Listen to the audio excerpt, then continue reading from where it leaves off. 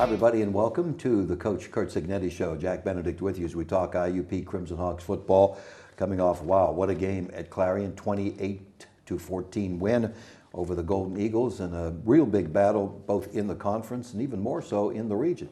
And Coach, let's talk about this game. Talk about the first half. You know, it was 13-0 all of a sudden there. Maybe not all of a sudden, but the penalties played a big part in the first half.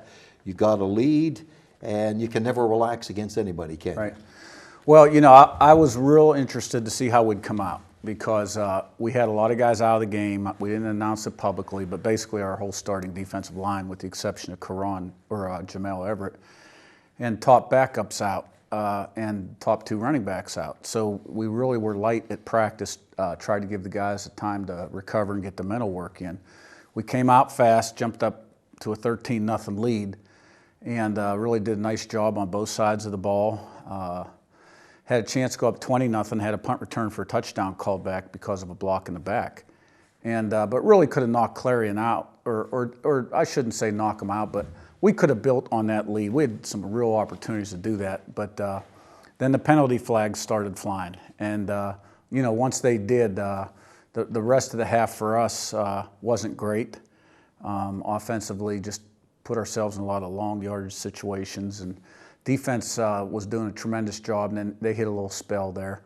You know, the last 6-7 minutes of the half, Clarion got 2 touchdowns. So we went in the locker room 1 point down. Mm-hmm. So what, coming from your standpoint, Clarion, you could see the momentum change. Yeah. So they had to be, you know, psyched for the second half, 14-13. Yeah. What was the thought from you guys at halftime? Well, it was, you know, we had an opportunity early. It didn't happen. Okay, this is the reality. We're 1 point down. Okay. We pride ourselves on being a strong second half team, having mental toughness, being in great physical condition. You know, one play at a time. When we play like we can play, we're better, 11 for 11. And we just have to grind it out. So we came out in the second half, first drive on offense, went down and scored, held them, went down, kicked a field goal, got an 8-point lead. And the defense really just completely shut them down in the second half. Did a great job throughout the entire game. Had 7 3-and-outs, and I think Clarion was 3 of 14 on third down. And you know, we had the ball 39 minutes, rushed for 335 yards. They rushed for 35 yards, and you know, held the quarterback 17 of 40, and did a nice job of pressuring him. So you know, we outscored them 15-0 in the second half, and you know, had the ball down there deep at the end of the game if there was more time left. But so, you know, I think it was a tremendous effort. Our guys gave great effort during the game. It wasn't the cleanest thing at times, but you know, I don't know how many teams really could overcome those kind of injuries that we had going into this game against a 7-1 team on the road. So pleased with the result, and time to get ready for the next one. Yeah. We'll talk about the next one coming up here in a few minutes. I just have to think that it was a gutty, courageous performance, because I see you guys during the course of the week, you know, from time to time at practice, you know, all these guys in boots and crutches and everything else. So you had to count upon a lot of young players with not a whole lot of experience.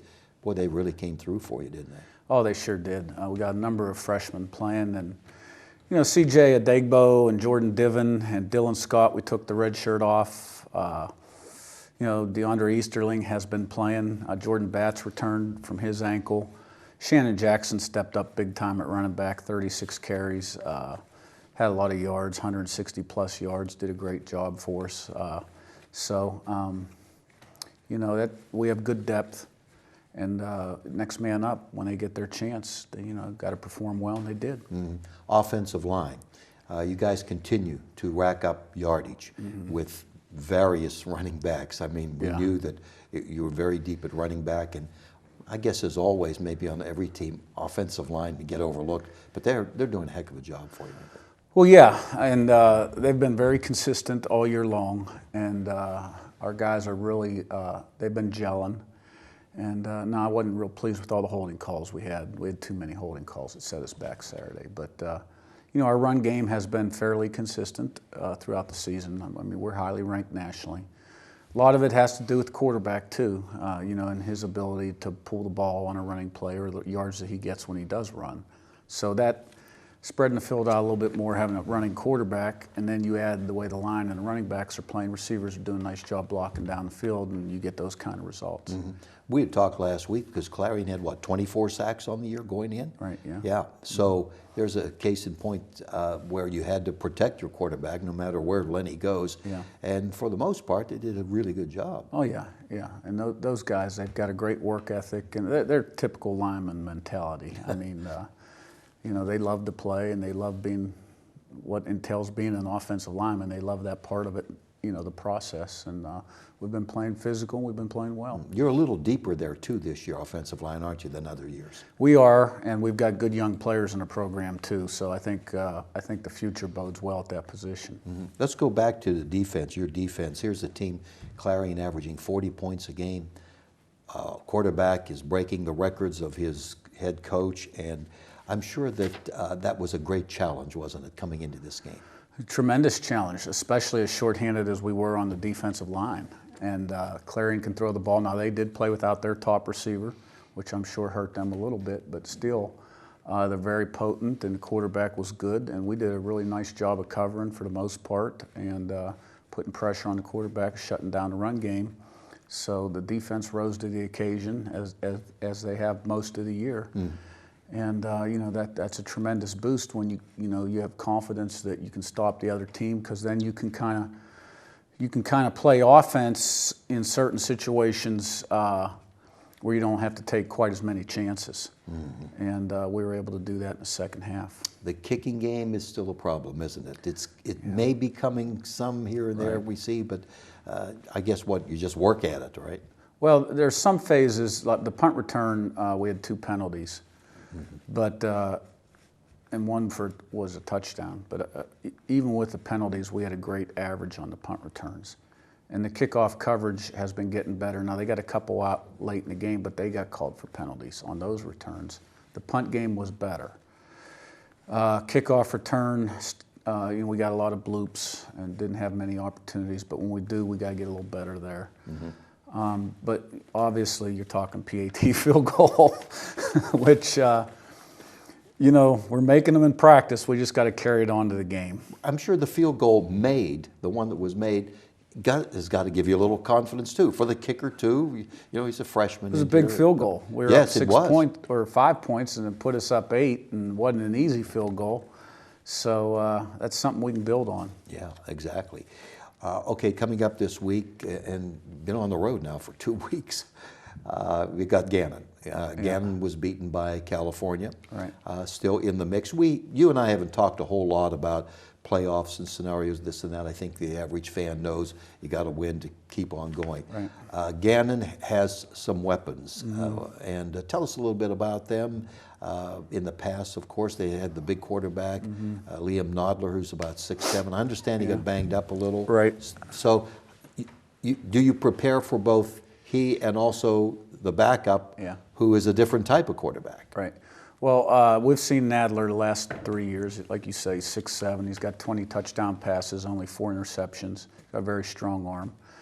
And he did get banged up at the end of the first half of the Cal game. Looks like he's got a knee or an ankle. Might be a significant injury.